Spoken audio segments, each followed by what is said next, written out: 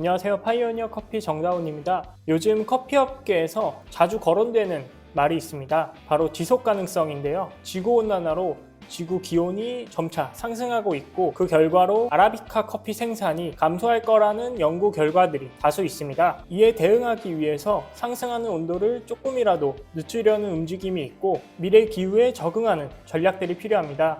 가장 대표적인 방법은 온실가스인 이산화탄소 배출을 낮추는 방법과, 미래 기후에 적응하기 위해 과학자들은 새로운 종을 개발하거나 커피 가공에서 물 사용을 더 줄이거나 커피 재배를 더 효율적으로 하는 방법들을 모색하고 있습니다. 그리고 대체 커피 또한 주목받고 있는데요. 대체 커피는 커피를 원료로 하지는 않지만 커피의 맛과 향을 유사하게 따라하는 것을 뜻합니다. 가장 잘 알려져 있는 대체 커피로는 치커리 커피가 있습니다. 보통 치커리는 우리가 줄기로 먹는데, 이런 뿌리 부분을 로스팅해서 잘 분쇄하면 커피와 비슷한 맛과 향을 가지고 있다고 알려져 있죠. 그리고 미국의 아토모 커피는 커피 없는 커피를 출시했습니다.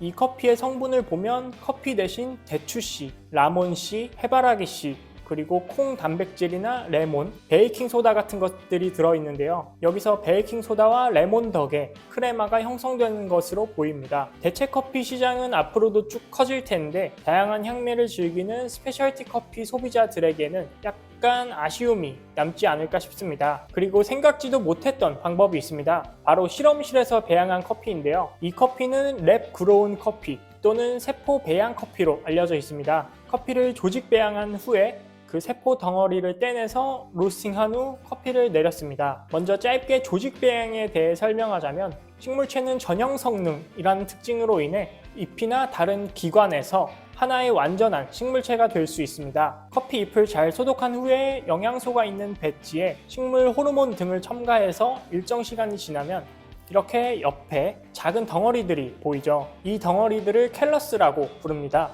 이 세포들은 아직 운명이 정해지지 않은 미분화된 세포들입니다. 그러니까 뭐가 될지 모르는 상태인 거죠. 이 세포들을 떼서 다시 다른 조건에 두면 미분화된 세포 덩어리들이 엄청나게 많이 증식하는데, 연구자들은 이 덩어리들을 떼내서 로스팅한 후에 일반 커피와 비교했습니다.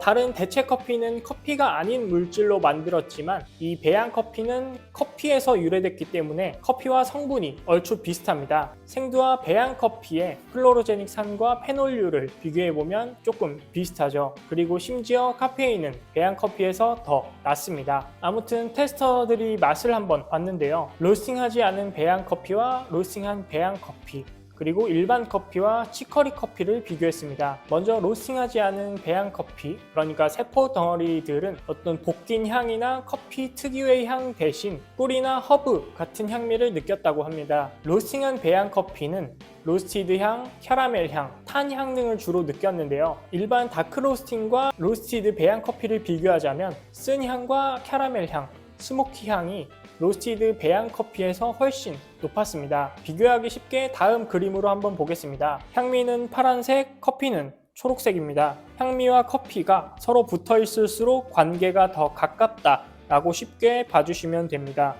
각종 쓴 향과 쓴 맛은 로스티드 배양 커피와 붙어 있고, 일반 다크 로스팅이 그 아래쪽에 위치해 있습니다.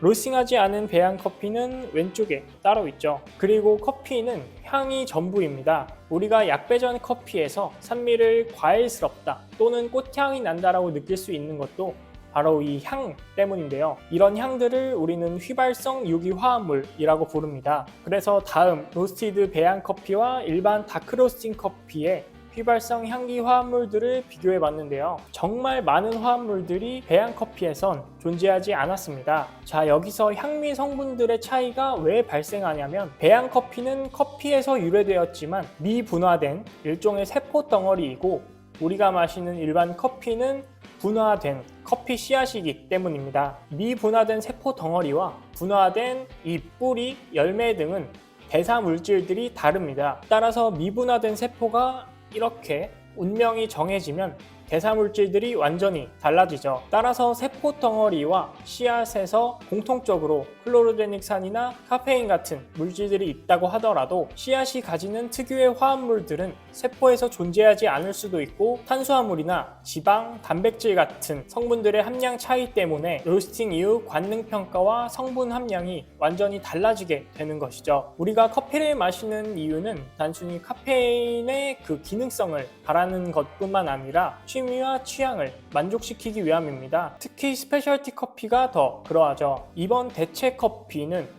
분명 우리 취향과는 거리가 멀 것입니다. 향미 비교도 다크로스팅과 비교했는데도 불구하고 훨씬 쓴 향과 쓴맛이 더 강했죠. 하지만 지금 시점에서 이런 대체 커피들과 스페셜티 커피의 향미를 비교하는 것은 정말 중요한 것이 아닙니다. 진짜 의미 있는 것은 위기 속에서 새로운 시도들이 끊임없이 일어나고 있다는 점인데요. 배양 커피는 위생적으로 안전할 뿐만 아니라 공간에 제약이 없기 때문에 외부 환경의 영향을 덜 받습니다. 그리고 사실 엄청나게 고급 기술이 필요한 것도 아니고요. 배양 커피에 꽃향이나 과일향을 집어넣는다면 엄청나게 매력적인 커피가 될 거라고 생각합니다. 머지아나 아라비카와 로부스타로 양분되던 세계 커피 점유율은 수많은 다른 커피 종들과 대체 커피 역시 포함될 수 있을 것 같습니다. 오늘 아카데믹 커피는 여기까지입니다. 감사합니다.